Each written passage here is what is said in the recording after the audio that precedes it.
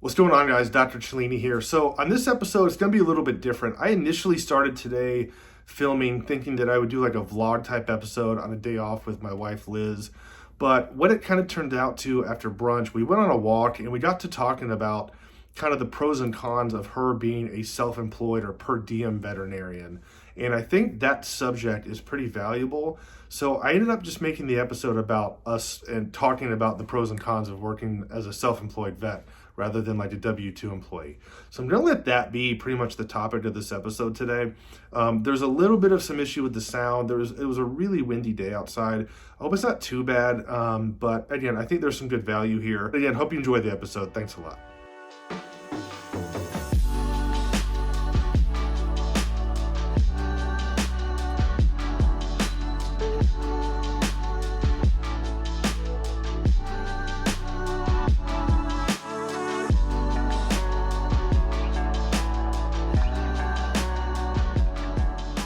Guys, I know what you're thinking. Liz, what's the greatest coffee of all time? I'd be like, I'm so glad you asked. I'm here right now. I just want to say I've been to probably at least 75% of the states in the US, and I've been I'm going to guess like 45 countries. But this is absolutely the best coffee in the world. You heard it here first. Come to Coffee Exchange. You can order beans on their website. Plug.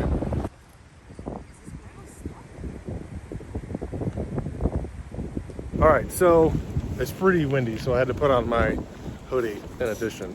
I look like a poker player right now. Okay, so let's walk through the pros and cons of being a self-employed veterinarian. I always do bad news first, so let's start with the cons. Cons is because you're not like a W-2 employee, you don't have any benefits. That means you have to buy your own health insurance, which I think is not as big a deal as people think. Just takes like a very small amount of extra work. I am currently on Jim's health insurance because we're married now and that's just, what we're doing. But before that, I just bought my own health insurance through the marketplace. And it was fine. It was fine. It's easy. It's not a big deal. And it wasn't any more expensive. Obviously, you don't get any paid time off, so you just get paid when you work. Right. But the flip side of that is that you just work whenever you want anyway. Correct. We're on the cons. All right. Right. So no paid time off, no benefits. You have to buy like your own licenses and insurance and stuff, which in vet med is not that expensive overall. So like a DEA license, state licenses. Yeah. And then probably the biggest thing I think that is the biggest real complaint is that the taxes are trickier, and depending on how you do your taxes, you may end up paying more taxes, because if you just file as either a sole proprietor or a single agent LLC, you are going to be paying self-employment tax, which is I think about 8% of your income. The way that I actually get around that is that I actually made myself a corporation. Right, an LLC. No, I have an LLC, but that's different than a corporation. You can make an LLC, and being an LLC versus a sole proprietor makes absolutely no difference for tax purposes. Right. The only reason people make LLCs is to limit their liability. If you make yourself an S corp, which an accountant has to do, essentially what that means is that I have an actual corporation. My corporation pays me, myself, a very small monthly salary, and then the corporation pays corporate taxes. So okay. I don't really understand taxes, but as you may have heard, corporations get more tax breaks. Yes, I have heard that actually. Okay, so what happens is you set up yourself as a corporation, and then you pay yourself as an employee out of your corporation. Right. And all the money you make, say you make $100,000 in a year, that is paid to the corporation, which is owned by you. Right. But you pay yourself as an employee a small amount of it. Correct. So you get the best of both ends. So basically, that's what you're trying to do with the taxes. You avoid the self-employment tax, and then the way that the way that your business profit is taxed is very different than personal taxes. Oh, okay. So basically, my corporation pays me a small percentage of what I make as an employee. The rest is, quote, business profit. and then that gets taxed in a different way. It costs a little bit of money to set up, and it costs a little bit of money to maintain because you have to pay some monthly fees and stuff. But Okay. yeah, so it's definitely not something I would do if you're just like dabbling in this. Right. It's definitely something you gotta like commit to. And I absolutely talk to an accountant because there might be differences in different states Yeah. where it doesn't make sense or whatever. Yeah, you did all this stuff a few years ago, I remember, and it was a lot. Yeah, it definitely was a lot, and I still don't fully understand all of it, to be completely honest. But I have a really good accountant who seems to understand it, and that's all I really need. Just like... Yeah, so the moral of the story is get an accountant. Quick stop by the future neighborhood. That is our land. We will hopefully be breaking ground later this year. Pretty sweet. So we've listed the cons. We have. All right. Now, what are the pros of being self-employed veterinarian? Well, the pros are...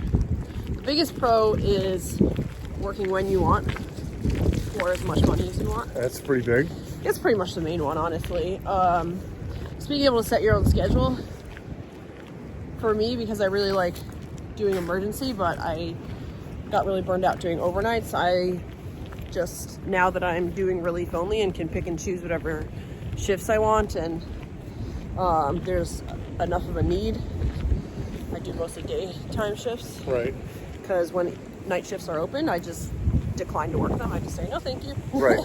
And or if I ever did choose to work one, I would just ask for an extremely high pay rate To make it worth your while. Right, exactly. Because overnights are like the worst thing ever. Right. But that kind of speaks to the freedom of just being able to be like, yeah, I'm working when I want to work. There's no negotiation taking place with like a boss or anything like that.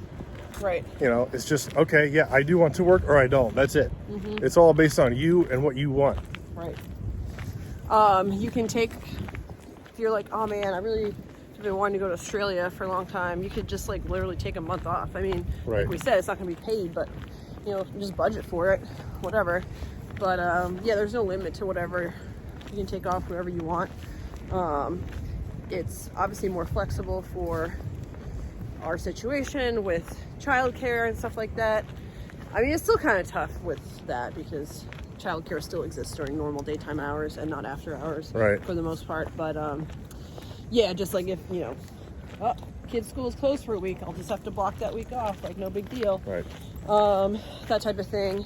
And then, I think I like the variety because actually, you instead of working at one clinic, just 100% of the time, you work at many different clinics and you Right. get to see different stuff and different styles. And some people wouldn't like that, but I do.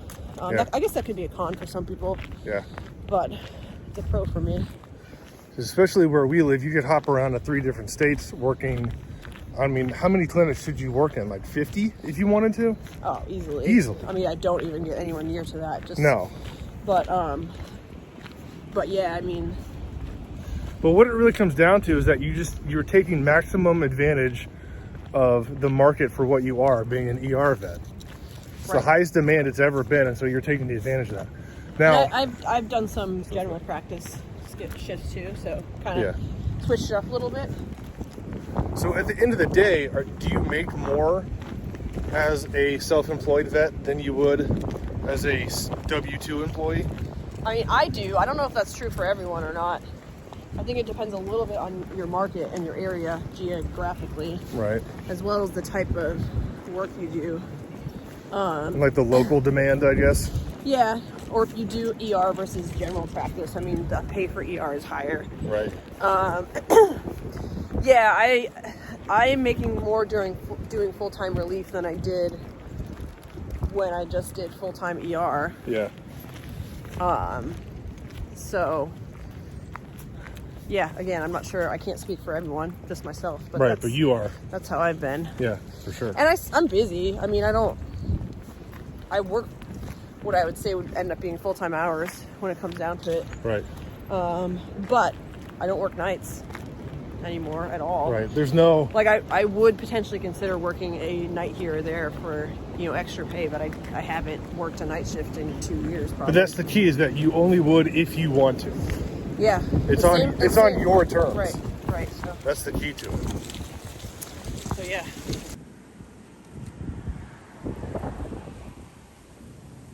All right, so Liz, just to illustrate it further, give us an idea of what your schedule looks like when you work a combination of ER and general practice relief. Well, this week I literally worked, I worked ER day shifts on Monday and Thursday this week. Yeah. I had Tuesday, Wednesday, and Friday was off. And then, next week I'm working, next week is a heavy week. I'm working all 5 days next week, Monday through Friday. And 3 of them are ER day shifts and 2 of them are general practice day shifts. So I don't usually work 5 days in a row. That's a heavy week. Yeah. I think if I'm remembering correctly, just thinking about my schedule off the top of my head, I picked up a few extra shifts because I knew the week after next is another light week. I think I'm only working another 2 days that week. So I was like, no, I'll sandwich a few extra shifts in there. Yeah. You know. So. But it's like... And then I do work a weekend sometimes. I just... yeah, you work Sundays and Saturdays pretty frequently. I would say I work I usually work 2 weekend days a month. Yeah.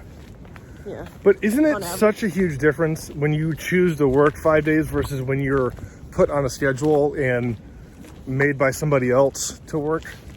Like just being on your own terms, doesn't that like make it more bearable, would you say? Yeah, I think so. Because especially since like I was like, okay, I can do this 5 because the 2 weeks around it, I'm like the sandwich weeks. Right. So Liz, do you ever see yourself working anything other than a self-employed vet ever again? I never say never, but probably not. I just don't see a reason I would have to do that. Right. At this point in time. Right. I've had such good luck with this. You know, yeah, I can't imagine like any incentive someone could give me. Hey Bernie, what do you think?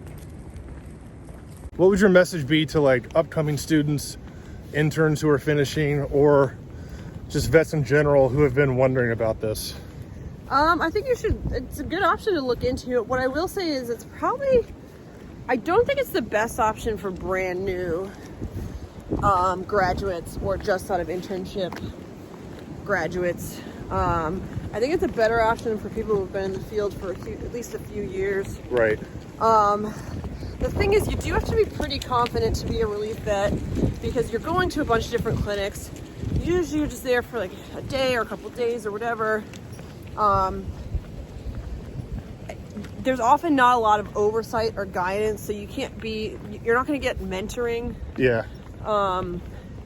Usually, at least. So I do think you can always look into it, but like specifically for new grads or new vets, I think it's not less optimal. The best career path, but I think it's a good thing to think about. So basically, in the future. So you think that the best case would be if you hit your learning curve, you get past that, you get to where you're on your feet after a couple of years, where you can really, hit.